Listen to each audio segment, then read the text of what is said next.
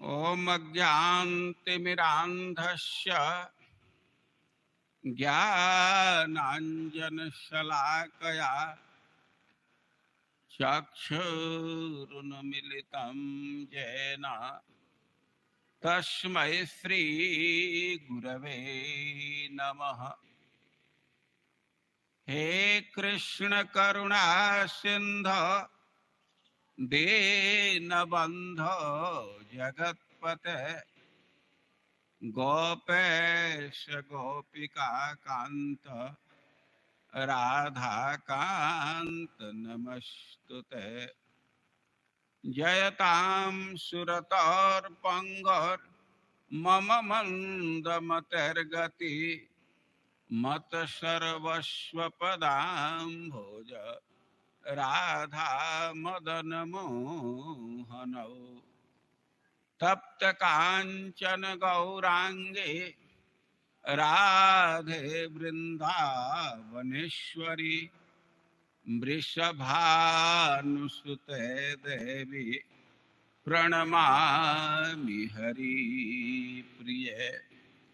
नमो महावदान्याय कृष्ण प्रेम प्रदायते कृष्णाय कृष्ण चैतन्य नाम्ने गौरत्से नमः। श्री चैतन्य मनोभीष्टं स्थापितं येन भूतले सोऽयं रूपः कदा मह्यं ददाति स्वपदान्तिकम्। वाञ्छाकल्पतरुभ्यश्च कृपा सिन्धुभ्यैव च पतितानां पावनेभ्यो वैष्णवेभ्यो नमो नमः। जय श्री कृष्ण चैतन्य प्रभो नित्यानंद श्री अद्वैत गदाधर श्रीवासादि गौर भक्तवृंद। हरे कृष्णा कृष्णा कृष्णा हरे हरे, हरे राम राम राम हरे हरे।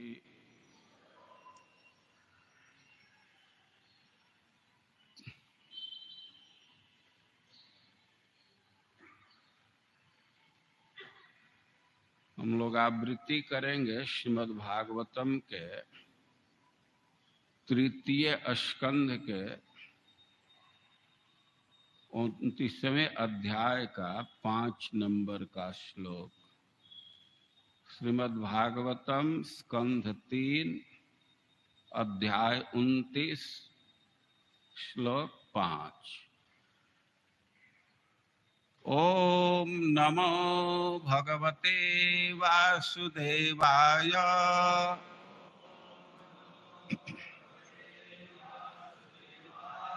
ओम नमो भगवते वासुदेवाय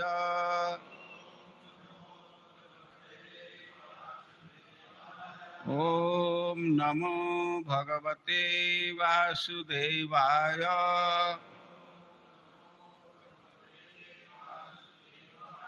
लोकस्य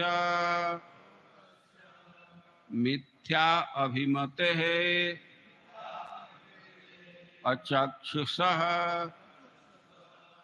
चिरं प्रसुप्तस्य तमसि अनाश्रये श्रान्तस्य कर्मसु अनुविद्धया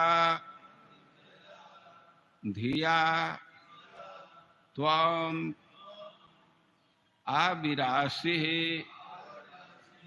किल योग भास्करः। लोकस्य मिथ्याभिमतेरचक्षुषः लोकस्य मिथ्याभिमतेरचक्षुषः क्षीरं प्रसुप्तस्य तमस्य नाफ्रये श्रान्तस्य कर्म स्वनुविद्धया धिया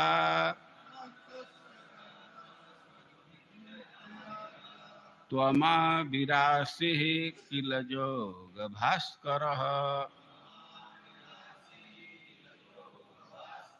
लोकस्य मिथ्याभिमतेरचक्षुषः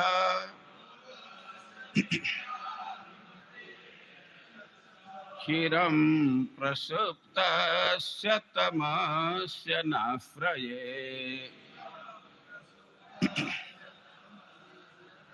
श्रान्तस्य कर्म स्वनुविद्धया धिया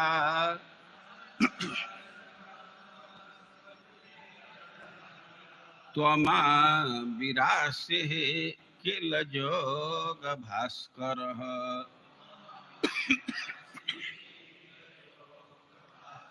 लोकस्य मिथ्याभिमतेरचक्षुषः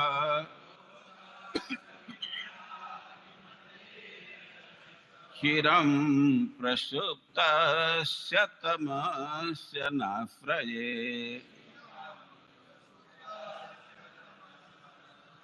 श्रान्तस्य कर्म स्वनुविद्धया धिया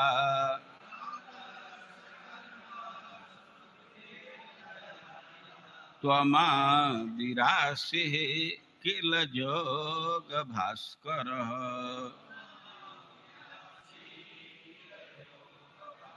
लोकस्य मिथ्याभिमतेरचक्षुषः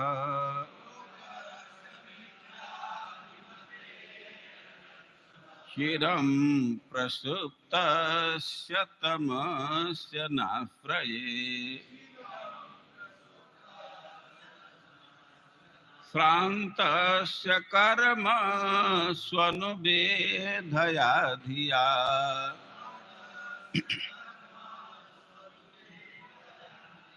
त्वमाविरासिः किल जोगभास्करः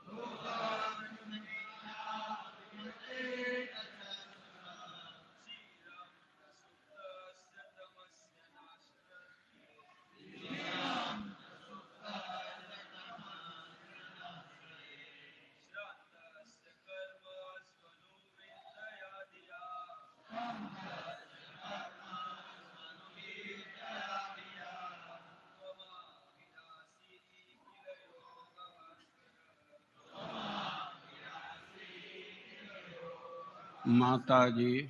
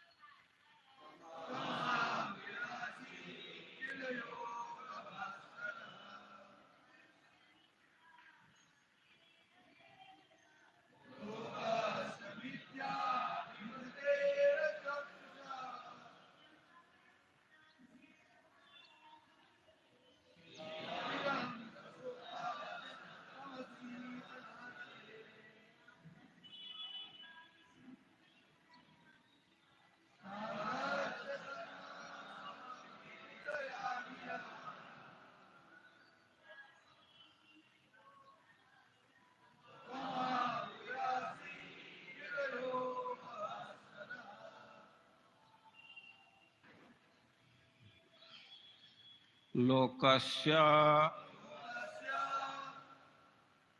जीवों का मिथ्या अभिमत है अहंकार से मोहग्रस्त अचक्षुषः अंधा चिरम दीर्घ काल तक प्रसुप्तस्य सोते हुए का तमसी अंधकार में अनाश्रय आश्रय विहीन श्रांतस्य थके हुए के कर्मसु कर्मों के प्रति अनुविद्धया संलग्न अनुरक्त धिया बुद्धि से तुम आविरासी प्रकट हुए हो किल निसंदेह योग प्रणाली का भास्कर सूर्य। अनुवाद और तात्पर्य श्रील प्रभुपाद के द्वारा। अनुवाद। हे भगवान, आप सूर्य के समान हैं, क्योंकि आप जीवों के बद्ध जीवन के अंधकार को प्रकाशित करने वाले हैं। उनके ज्ञान चक्षु बंद होने से वे आपके आश्रय के बिना उस अंधकार में लगातार सुप्त पड़े हुए हैं। फलतः वे अपने कर्मों के कार्य कारण प्रभाव से झूठे ही व्यस्त रहते हैं और अत्यंत थके हुए प्रतीत होते हैं। तात्पर्य। ऐसा प्रतीत होता है कि भगवान कपिल देव कि महिमामयी माता श्रीमती देवहूति उन सामान्य जीवों की दयनीय स्थिति के प्रति अत्यंत कृपालु है, जो जीव का लक्ष्य न जानते हुए मोह के गहन अंधकार में सुप्त पड़े हुए हैं। एक वैष्णव या भगवत भक्त की यह सामान्य भावना होती है कि वह उन्हें जगाए। उसी प्रकार देवहूति अपने यशस्वी पुत्र से बद्ध जीवों के जीवन को प्रकाशित करने की प्रार्थना कर रही है, जिससे उन सब की अत्यंत दयनीय जीवन दशा का अंत हो। भगवान को योग भास्कर अर्थात समस्त योग पद्धतियों को सूर्य कहा गया है। देवहूति अपने यशस्वी पुत्र से भक्ति योग का वर्णन करने का पहले ही अनुरोध कर चुकी थी और भगवान ने भक्ति योग का चरम योग पद्धति के रूप में वर्णन किया है। भक्ति योग उन बद्ध जीवों के उद्धार के लिए सूर्य के सब प्रकाश के तुल्य है, जिनके सामान्य दशा यहाँ वर्णन हुआ है। उनके पास अपना हित देख पाने के लिए आंख नहीं है। वे यह नहीं जानते कि जीवन का लक्ष्य भौतिक आवश्यकताओं की वृद्धि करना नहीं है, क्योंकि शरीर कुछ वर्षों से अधिक नहीं रह सकता। जीव तो शाश्वत हैं और उनकी आवश्यकताएं शाश्वत हैं। यदि मनुष्य केवल शरीर की आवश्यकताओं को पूरा करने में लगा रहे और जीवन की शाश्वत आवश्यकताओं की अनदेखी करता चले, तो वह उस सभ्यता का अंश होगा जिसकी प्रगति जीवों को अज्ञान के अंधकारमय क्षेत्र में डाल देती है। उस अंधकारमय क्षेत्र में रहते हुए उसका किसी प्रकार की नवचेतना नहीं पाता, अपितु वह धीरे धीरे थकता जाता है। वह इस थकान को दूर करने के लिए अनेक साधन खोजता है, किंतु असफल होता है और निराश रहा आता है। जीवन संघर्ष में इस थकान को मिटाने का एकमात्र उपाय भक्ति योग अथवा कृष्ण भावनामृत का मार्ग है। जगत गुरु श्रील प्रभुपाद की।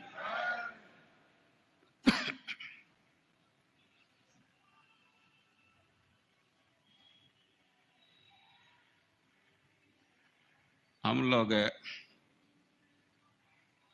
अभी 29वें अध्याय का प्रारंभ किए हैं। 4 श्लोक की व्याख्या हो चुकी है, आज 5वां श्लोक है। लेकिन मैं कुछ बोलूं उसके पहले आपसे कुछ जानना चाहता हूं। आप लोग इतने लोग बैठे हैं, इसमें कौन कौन लोग हैं पीछे के 4-5 अध्याय की कुछ जानकारी है, कुछ सारांश या किसी रूप में कुछ जानकारी कौन कौन लोग रखते हैं? हाथ उठाइए। यहाँ नित्य कथा होती है। जो लोग नियमित आ रहे होंगे तो उनको पीछे की बातों की जानकारी होगी, या जो अपने से पढ़े होंगे तो उनको भी जानकारी होगी। उनतीसवां अध्याय चल रहा है, लेकिन इसके पहले कई एक अध्याय में 25, 26, 27, 28 कम से कम 4 अध्याय में भगवान प्रवचन कर चुके हैं।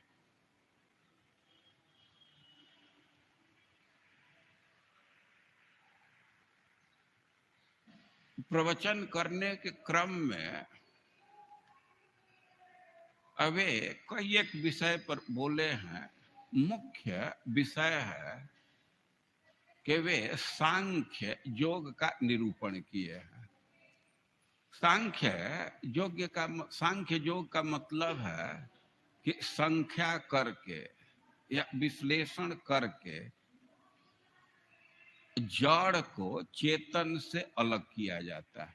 हम लोगों का जो शरीर है तो इसमें 2 तत्व है। कुछ तत्व जड़ है, अचेतन है, और कुछ तत्व चेतन है।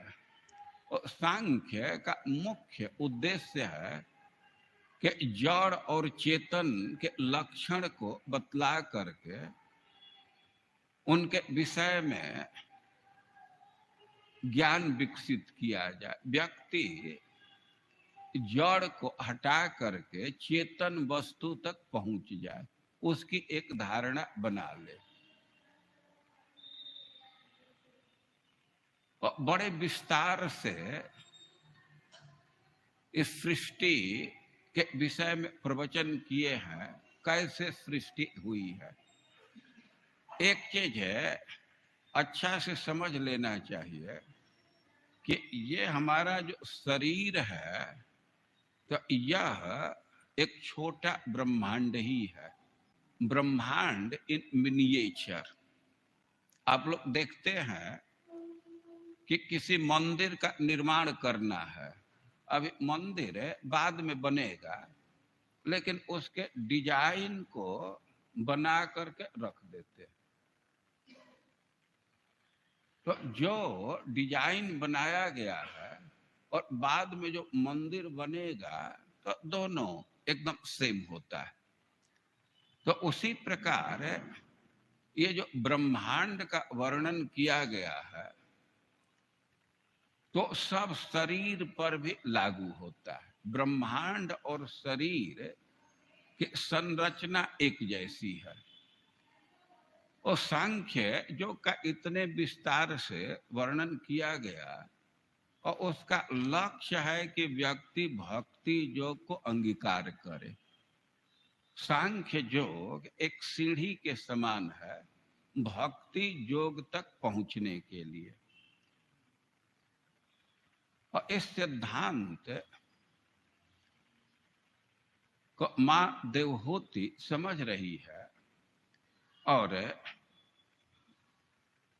जो प्रवचन किए हैं कपिल देव, और उसका वो सारांश प्रस्तुत करते हुए और आगे सुनने की इच्छा को प्रकट कर रही है। तो कह रही है कि लक्षणम महदादि नाम प्रकृते पुरुषस्य च स्वरूपम लक्ष्यते मीसाम जेन तत्पार मार्थिकम, कि आप महत आदि का वर्णन किए हैं, और यथा सांख्य सुकथितम यन मूलम तत्प्रचक्षते। वे सांख्य का विस्तार से वर्णन कर रहे हैं कि इसका मूल क्या है, रूट क्या है। और कह रहे हैं कि यन मूलम, जिसको मूल कहा जाता है, तो भक्ति योगस्य में मार्गम ब्रूहि विस्तर सह प्रभो। सांख्य का जो मूल है, लक्ष्य है भक्ति योग, तो उसका विस्तार से वर्णन कीजिए। भक्ति योग का विस्तार से वर्णन कीजिए। तो प्रार्थना कर रही है कि भक्ति योग का विस्तार से वर्णन कीजिए। और अब दूसरी बात कह रही है कि आचक्ष्व जीव लोकस्य विविधा मम संस्कृति, कि इस संसार में बहुत बहुत लोग हैं और विविध प्रकार के योनि को प्राप्त कर रहे हैं, विविध प्रकार के शरीर को प्राप्त कर रहे हैं। उनका जीवन मरण लगा हुआ है।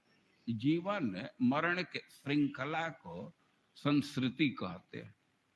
वो कह रहे हैं कि जीव लोकस्य, यह के जो प्राणी हैं, तो उनके जो जन्म मरण की श्रृंखला है, वे कैसे जन्म लेते हैं, कैसे उनकी मृत्यु होती है, बीच की क्या दशा है, और इसको बतलाइए। वे इसकी क्या जरूरत है। तो कह रहे हैं कि विरागो जेन पुरुष भगवान सर्वतो भवेत्। व्यक्ति जब संस्कृति का वर्णन सुनेगा, जन्म मृत्यु के कष्ट को सुनेगा, तब उसको इस संसार से वैराग्य होगा। और भक्ति योग के लिए थोड़ा वैराग्य की आवश्यकता होती है। और भक्ति योग के मार्ग को सुनना चाहती है, और उसका जो प्रेरक तत्व है, उसका जो आधार है, और उससे वैराग्य की कैसे प्राप्ति होगी, और उसके साधन के विषय में भी जानना चाहती है। और फिर प्रश्न कर रही है कि कालस्य ईश्वर रूपस्य परेशान च परस्यते स्वरूपम बत कुर्वन्ति यद हेतु कुशलम जना। कि हम काल के स्वरूप को भी जानना चाहते। अरे काल के स्वरूप को जानने की क्या आवश्यकता है? वो कह रहे कि इसी से तो भयभीत होकर के लोग थोड़ा पुण्य कर्म करते हैं। अब काल का भय न रहे तो आदमी भोग से विरत ही नहीं होगा, कुल पुण्य करेगा ही नहीं। अब तो मृत्यु के भय से कि मरेंगे तो परलोक में जाना होगा, तो कुछ दान पुण्य करते हैं कि भला कुछ परलोक में हमको सुविधा मिले। लेकिन काल से भयभीत हो करके कुशलम कुर्वन्ति, वे सत्कर्म करते। तो इस प्रकार अब देखा जाए और कपिल भगवान वो प्रवचन कर चुके हैं, बड़े विस्तार से प्रवचन कर चुके हैं। देवहूति पहले भी प्रश्न कर चुकी है, अब फिर से भक्ति योग के विषय में सुनना चाहती है और संस्कृति के विषय में सुनना चाहते जिससे वैराग्य हो जाए, और काल के विषय में सुनना चाहती। जिस काल से भयभीत होकर के व्यक्ति शुभ कर्म करता है, पुण्य कर्म करता है, और काल भी भगवान का ही स्वरूप है। काल बहुत प्रबल है, किसी को छोड़ता नहीं है, सब पर उसका असर आ रहा है। काल का लक्षण ही दिया गया है कि ऐसा सर्व निराकृति, सबका रूप बिगाड़ता रहता। चाहे बिल्डिंग हो, कार हो, बस हो, चाहे आदमी हो, चाहे स्त्री हो, सबका रूप पर आघात करता रहता है ना। एक जैसा रूप नहीं रहता है। अब एक जमाना होता है कि काला काला बाल होता है, लोग फोटो खींचते हैं और तब तक सफेद हो जाता है। कौन कर दिया सफेद? काल का प्रभाव है ना। अब कोशिश करते हैं कि तो फिर से काला करते, और तब तक वो लाल हो जाता है कुछ दिन के बाद। तो ये सब काल का प्रभाव है। तो कोई एक प्रश्न कर रही है, अब भगवान कह सकते हैं कि अब सब प्रश्न का उत्तर हम ही देंगे, सब टेंडर हमारे जिम्मे है, सब प्रश्न पर प्रश्न किए जा रही हो। तो देवहूति कह रही है कि इसी के लिए आपका अवतार ही हुआ है, इसी कार्य के लिए आप अवतरित हुए हैं, तो आपसे ही प्रश्न किया जाएगा ना। तो कह रहे हैं कि त्वमा विरासी किल जोग भास्कर, आप तो जोग के भास्कर के रूप में प्रकट हुए हैं। त्वम आविरासी, आप प्रकट हुए जोग भास्कर। जैसे सूर्य का उदय होता है तो कमल खिल जाता है, और कमल को प्रकाशित करता है सूर्य, तो वैसे ही योग को प्रकाशित करने के लिए ही आप आविर्भूत हुए। भगवान ज्ञान कलावतीर्ण, ज्ञान अंश को धारण करके कपिल भगवान के रूप में प्रकट हुए और ज्ञान प्रदान करने के लिए। देवहूति कह रही है कि आप ज्ञान देने के लिए प्रकट हुए हैं, तो इसलिए आपसे मैं पूछ रही हूं, जोग भास्कर, चाहे वो भक्ति योग हो या अष्टांग योग हो, तो सबके सूर्य के, सब योग के सूर्य के समान है आप। जैसे सूर्य वस्तु को प्रकाशित करता है, तो वैसे ही आप भक्ति योग को, अष्टांग योग को प्रकाशित करने के लिए ही अवतार ग्रहण किए हैं, और इसलिए हम प्रश्न कर रही हैं। आपको ये बतलाना ही चाहिए। और शब्द दे रहे किल, ऐसा नहीं है कि हम कोई बात बढ़ा करके कह रही हैं, अब बिल्कुल सत्य सत्य बात कह रही। इस बात में कोई संशय नहीं है। आप योग के प्रकाशन के लिए ही अवतरित हुए हैं और अब योग की आवश्यकता है। इसके लिए इस संसार के लोगों की स्थिति का वर्णन कर रही है। जब तक आप योग का उपदेश नहीं करेंगे, भक्ति योग का उपदेश नहीं करेंगे, तब तक इस संसार का कल्याण होने वाला नहीं है। श्रील प्रभुपाद लिखते हैं कि देवहूति को दुनिया के लोगों की चिंता है और वैष्णवों का हृदय करुणा से युक्त होता है, तो संसार का हित करना ही चाहते। देवहूति संसार के हित के लिए भगवान से भक्ति योग पर प्रवचन करने की प्रार्थना कर रही है, क्योंकि उसकी आवश्यकता है। अब इस संसार के लोगों की स्थिति का वर्णन कर रही है कि लोकस्य मिथ्याभिमतेर चक्षुषः चिरम प्रसुप्तस्य तमस्य नाश्रये श्रान्तस्य कर्म स्वनुविद्धया धिया। इस संसार के लोगों की क्या स्थिति है, तो कह रहे हैं कि मिथ्याभिमत, उनको झूठा अहंकार है, फॉल्स ईगो, झूठी अभिमति है। मैं सुंदर हूं, मैं बड़ा हूं, मैं ब्राह्मण हूं, मैं कुलीन हूं, ये झूठी अभिमति है। ये शरीर क्षणभंगुर है और ये पांच भौतिक है। अब इसी के आधार पर व्यक्ति अपनी भावना करने लगता है और उसका अपना ये पहचान नहीं है। ये तो शरीर का पहचान है। अब शरीर के पहचान को कोई अपना पहचान माने तो सच्चा पहचान नहीं है। किसी के कंबल का रंग काला है और वो कहने लगे कि हम काले रंग का है, तो उसका ज्ञान ठीक नहीं है। और मिथ्याभिमत, देहात्म बुद्धि करके हम मिथ्या अभिमति को धारण किए। अरे इस शरीर का आप विश्लेषण करें तो इस शरीर में है क्या?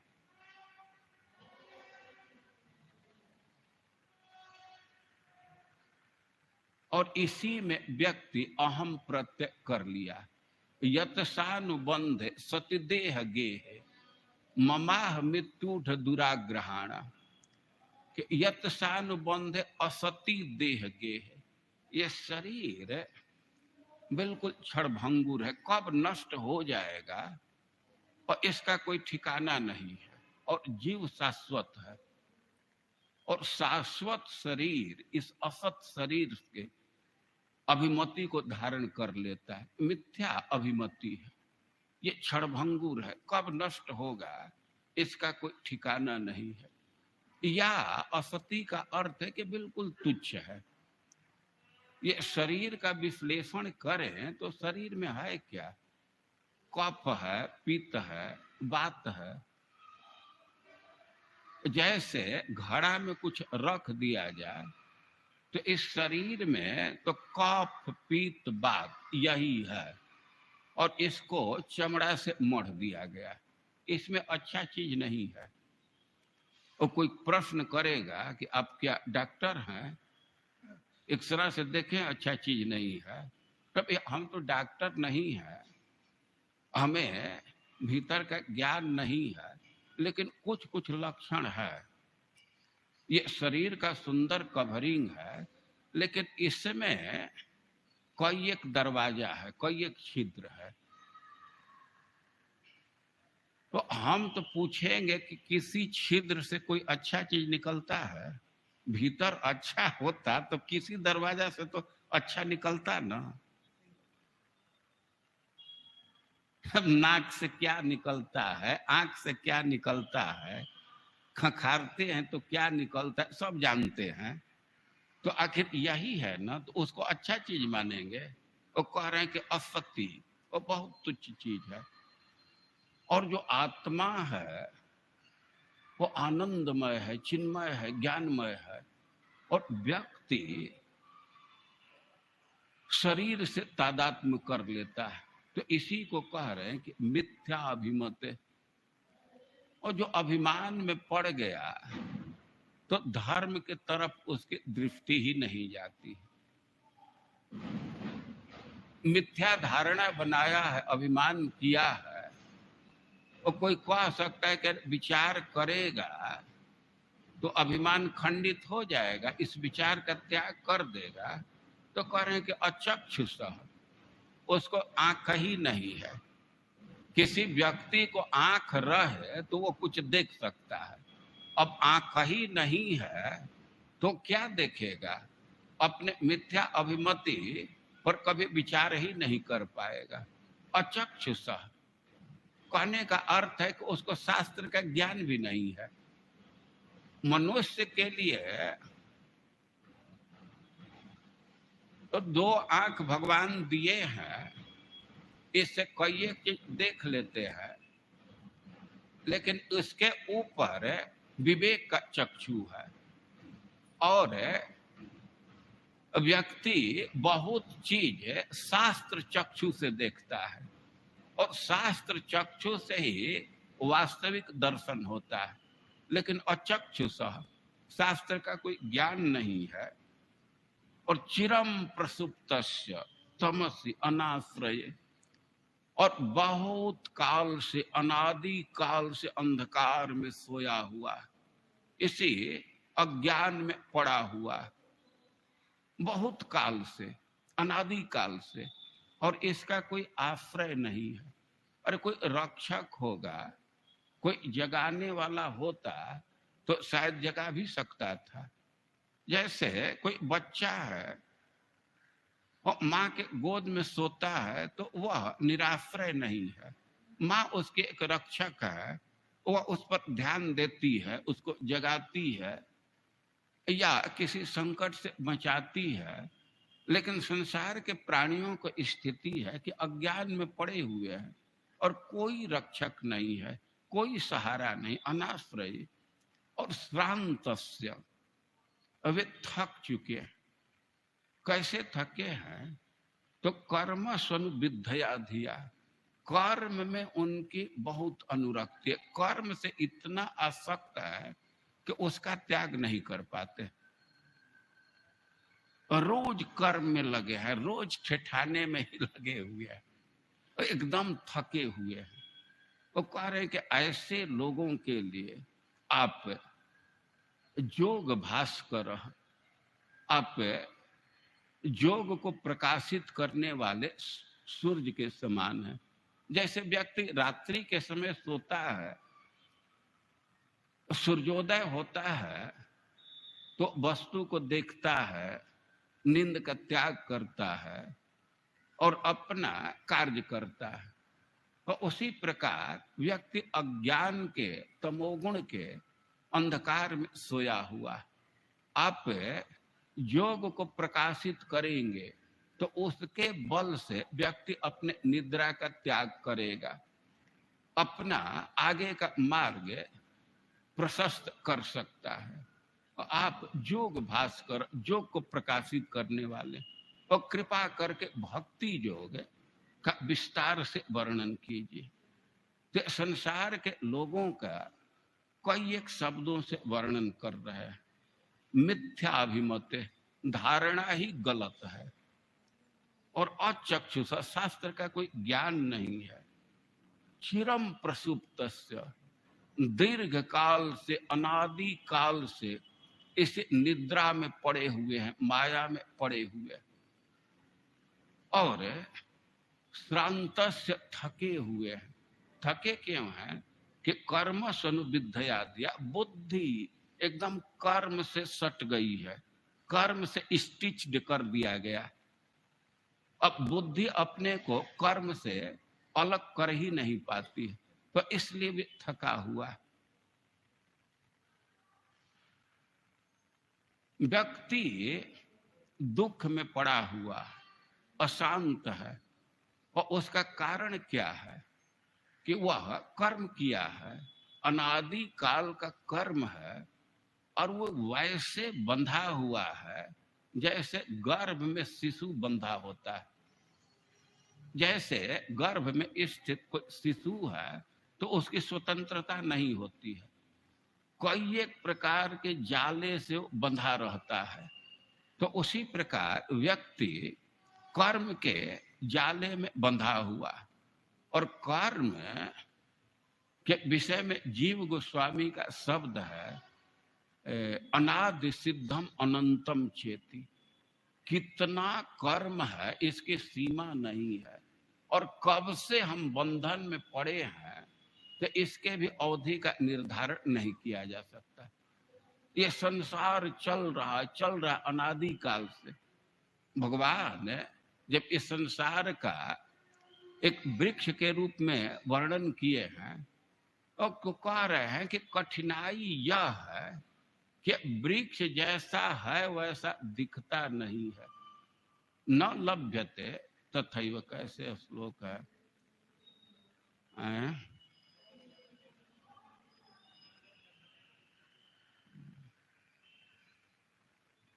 गीता के 15वें अध्याय का दूसरा, न रूपमस्य तथोपलब्ध्यते। कि ये जो संसार वृक्ष है तो जैसा है वैसा दिखता नहीं है। ये है दुखद लेकिन सुखद दिखता है। न रूपमस्य तथोपलब्ध्यते नान्तो न चादिर न च संप्रतिष्ठा। इसका कब से प्रारंभ हुआ यह नहीं दिखता, कब अंत होगा यह नहीं दिखता, कैसे संसार बना है, कैसे टिका है, ये कुछ दिखता नहीं है। तो कह रहे हैं कि चिरम प्रसुप्त से अनादि काल से इसी अंधकार में, इसी अविद्या में पड़े हुए, और कर्म पर कर्म किए जा रहे हैं, और भी बंधन बढ़ता जा रहा है। कर्मानुबंधीन मनुष्य लोग के पहले से ही कर्म बंधन है और फिर से वो बढ़ता जा रहा है। तो बड़ी ही बुरी स्थिति है जीवों की। और इनके कल्याण के लिए देवहूति भक्ति योग के विषय में प्रश्न कर रही। भक्ति योग से कल्याण होगा। इन सब बातों को थोड़े शब्द में कहा जाए तो कुंती देवी कही है कि भवेस्मिन क्लिश्यमानाना अविद्या काम कर्म भी। बंधन लगा है कर्म का। भाई कर्म क्यों व्यक्ति करता है? क्योंकि हृदय में भोग की वासना है। अपने भोग को संतुष्ट करने के लिए, भोग प्राप्ति के लिए कर्म करता है। और भाई भोग का क्या कारण है? अविद्या। अपने स्वरूप को नहीं समझ रहा है। तो इसी सब बात को दूसरे शब्द में देवहूति कह रही है कि लोकस्य मिथ्या विरते अचक्षुष। व्यक्ति मिथ्या धारणा में शरीर से तादात्म्य किया है, झूठे अहंकार में फंसा हुआ है, शास्त्र का कोई ज्ञान नहीं है, अज्ञान में दीर्घ काल से पड़ा हुआ है, और कर्म से इतना बंधा हुआ है कि बिल्कुल थक चुका है। और इस स्थिति में उनके कल्याण के लिए आप भक्ति योग का वर्णन कीजिए। भक्ति योग से ही प्राणी का कल्याण हो सकता है। और आप योग के वर्णन करने के लिए, उसको प्रकाशित करने के लिए अवतीर्ण हुए। और कुंती नहीं, देवहूति कोई भी बात बढ़ा करके नहीं कह रही, किल एकदम करे कि यही स्थिति है, यही पिक्चर है, मैं एक्चुअल पिक्चर दे रही हूं, कोई इसमें बढ़ा करके नहीं दे रही। और आपकी क्षमता है, आप इसी कार्य के लिए आए हैं, तो भक्ति योग का विस्तार से वर्णन कीजिए। और माता के इस प्रार्थना को सुन करके भगवान आगे के श्लोकों में भक्ति योग का वर्णन किए हैं, संस्कृति का वर्णन किए हैं, काल का वर्णन किए। जो जो प्रार्थना की है तो उस सब विषय पर प्रवचन किए हैं कपिल देव, उसको आगे के दिनों में हम लोग सुनते रहेंगे। हरे कृष्णा।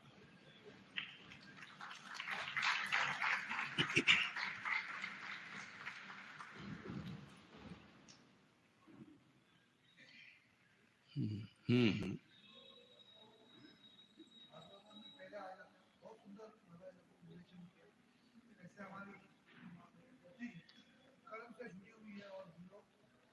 में ही हमारा कुछ मानते हैं और भक्ति को ले जाते हैं। तो ऐसा ही भागवतम में पहले आएगा और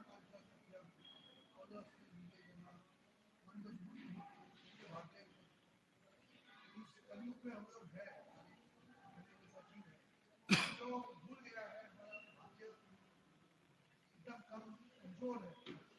तो इसमें भक्ति में आने के बाद भी हमें लगता है कि कर्म हमें करना चाहिए, हमारा भारत पोषण करने के लिए। ये जो भक्ति है कैसे कब किया जाए और ज्यादा भक्ति में कैसे रुचि और बढ़ा जाए, इसके बारे में इनका प्रश्न है कि भक्ति स्वीकार करने के बाद भी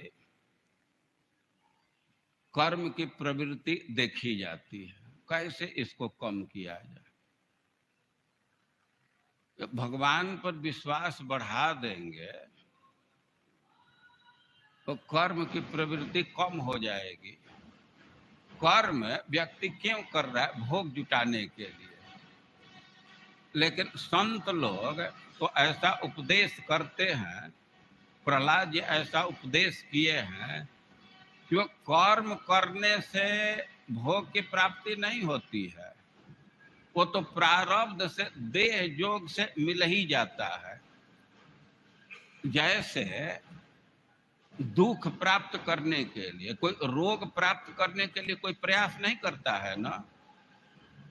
तो सुखमैन्द्रियकम दैत्या देह जोगेन सर्वतः लभते यथा दुखम यत्नतः। जैसे दुख के लिए कोई प्रयास नहीं करते हैं और रोग आ जाता है, कोई एक रोग आ जाता है, तो प्रयास न भी करे तो जो शरीर के साथ सुख को जोड़ा गया है तो उपस्थित हो ही जाएगा। एक बात। और दूसरी बात यह है कि भगवान के आश्रित है तो भगवान हमें जो आवश्यकता है वे पूरा करेंगे, या पूरा करे या न करे। भक्त का लक्षण होता है कि भगवान पर समर्पित हो जाता है, जैसे वे रखना चाहें वैसे रखें। तो जो कर्म की प्रवृत्ति अभी बनी हुई है तो इसका मतलब है कि अभी भगवान पर पूरा पूरा विश्वास नहीं है। तो भगवान पर विश्वास बढ़ाने की जरूरत है। भगवान पर विश्वास हो जाएगा तो व्यक्ति निश्चिंत रहेगा। छोटे छोटे बच्चे हैं तो वे निश्चिंत रहते हैं, वो तो गैस सिलेंडर नहीं भरा रहे हैं, वो तो चूल्हा नहीं जला रहे हैं, क्यों? अब माता पर विश्वास है। तो जैसे बच्चे को माँ पर विश्वास है, वो कुछ नहीं करता, निश्चिंत रहता है। तो वैसे भक्ति का मतलब है कि भगवान पर पूरा पूरा विश्वास रखें।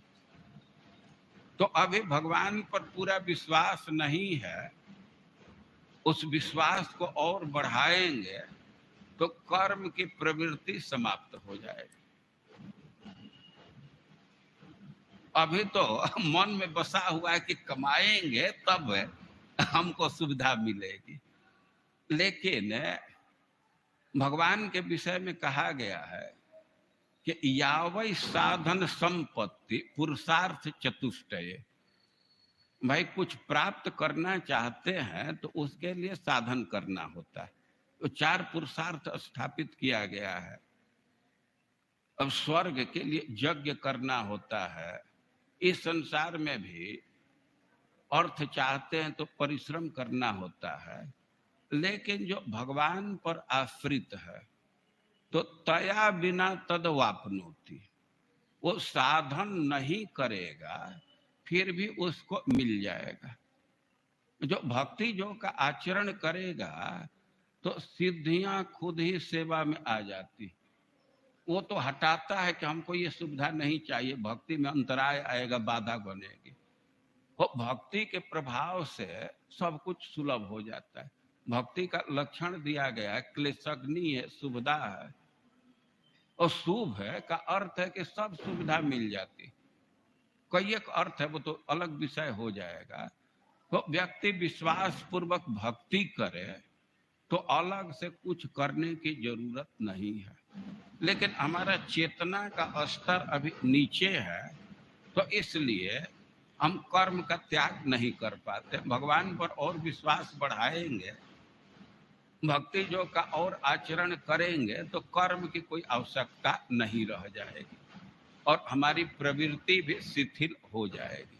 भगवान पर विश्वास बढ़ाने की जरूरत। जगत गुरु श्री कुछ पूछ रहे हो? कुछ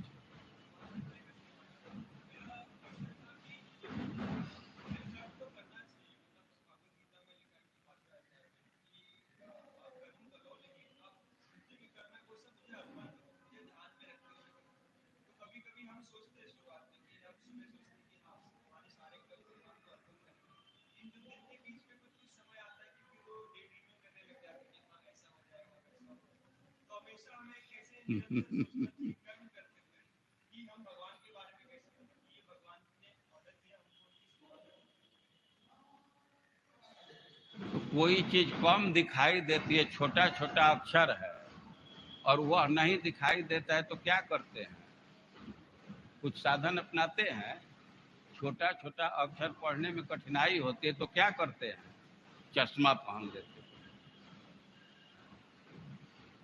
तो उसी तरह एक और चश्मा होता है, शास्त्र चक्षु, तो उसको धारण करना पड़ेगा। शास्त्र का चक्षु रखेंगे तो भावना स्थिर रहेगी।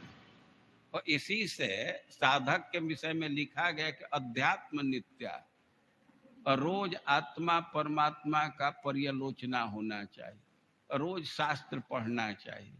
रोज शास्त्र पढ़ेंगे तो भावना ठीक रहेगी। शास्त्र चक्षु को जुटाना पड़ेगा, वे साथ में रखना पड़ेगा, तब भावना ठीक रहेगी। जगत गुरु श्रील प्रभुपाद की, ग्रंथराज श्रीमद् भागवतम की।